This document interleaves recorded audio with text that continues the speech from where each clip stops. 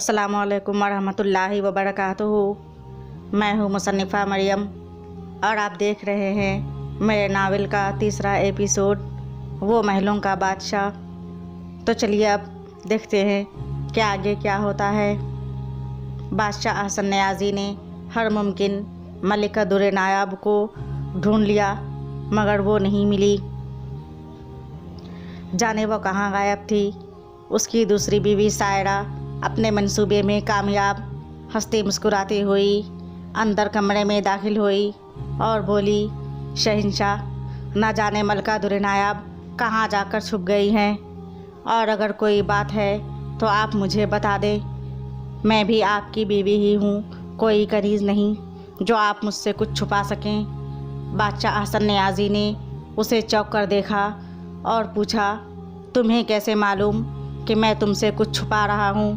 कहीं तुम छुपकर हमारी और मलिका दुर नायाब की बातें तो नहीं सुनती हो? सायरा बेगम बादशाह के इस अचानक सवाल पर गड़बड़ा गई और फ़ौरन बात संभाल कर बोली, नहीं शहंशाह, मैं तो आपका साथ देना चाह रही थी, बस इसीलिए, वरना तो आपकी आदत है मुझ पर शक करने की। बादशाह ने कुछ सोचा और कहा, नहीं, ऐसी बात नहीं है सायरा बेगम।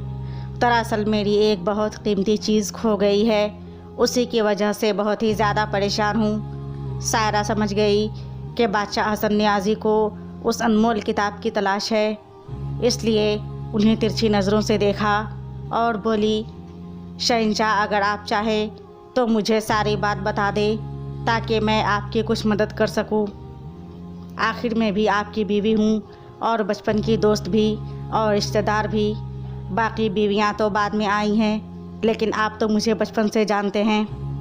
बादशाह अहसन न्याज़ी सायरा बेगम की बात पर थोड़ा सा मुस्कुराया और फिर कुछ सोचकर अपने सारे उस मंसूबे के बारे में उसे आगाह कर दिया जो बादशाह ने मलिका दुर नायाब के साथ मिलकर बनाया था। सायरा बेगम बादशाह की बात सुनकर खुश हुई कि बादशाह ने उसे अपना राजदा बना लिया, हालांकि उसे सब कुछ पहले से मालूम था। बादशाह अहसन न्याज़ी ने फ़िक्रमंदी से कहा, मुझे किसी भी तरह से वो किताब चाहिए। सायरा बेगम ने कहा, आप परेशान न हों शहंशाह, मैं अपनी कनीज़ों से कहकर वो तिलिस्मी किताब तलाश करवा ही लूँगी। उस चालाक सायरा ने सोचा, 2 दिन के बाद शहंशाह को किताब दूँगी, वरना शहंशाह को मुझ पर शक हो जाएगा। और 2 दिन के बाद कनीज़ के हाथ किताब तलाश करने की साजिश करके वो अनमोल किताब सायरा ने बादशाह अहसन न्याज़ी को दे दिया। बस फिर क्या था, बादशाह को ये याद नहीं रहा कि उनके मलिका दुर नायाब गायब कर दी गई हैं। सायरा बेगम की एक ख़ास कनीज़ जो उसके हर राज से वाकिफ़ थी, सिर्फ वही जानती थी कि सायरा बेगम ने मलिका दुर नायाब को कहाँ और कैसे छुपाया है, मगर सायरा बेगम इस बात से अनजान और लापरवाह थी कि उसके महल की एक मामूली सी कनीज़ के मन में क्या चल रहा है। बादशाह अहसन न्याज़ी ने किताब मिल जाने के बाद उस रात अपने तकिए के नीचे रखा और इत्मीनान से सो गया।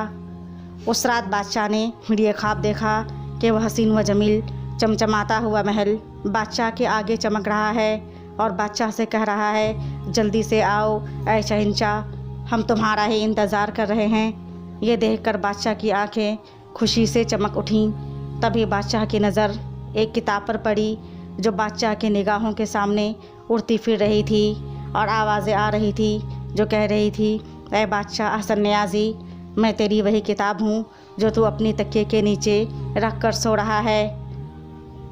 मुझे सोची समझी साजिश के तहत गायब कर दिया गया था।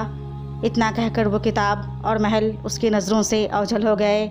बादशाह सुबह को उठा और अपने ख्वाब को याद करके सोचने लगा कि जब वो तिलिस्मी महल मुझे मिल जाएगा तब उसके बारे में तहकीक करूँगा कि उस किताब को किसने गायब किया था।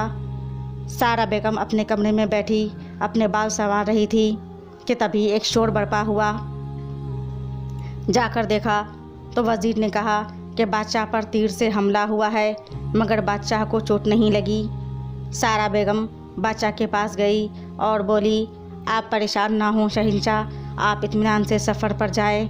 बादशाह ने कहा, जाना तो मुझे है ही, मगर मैं ये सोच रहा हूँ कि खुलेआम दिन दहाड़े कौन मुझ पर हमला कर सकता है। तो क्या बादशाह अहसन नियाज़ी को बगैर किसी रुकावट के वो तिलिस्मी महल मिल पाएगा? ये जानने के लिए देखिए नेक्स्ट एपिसोड नेक्स्ट टाइम। तब तक के लिए अल्लाह हाफ़िज़, शुक्रिया।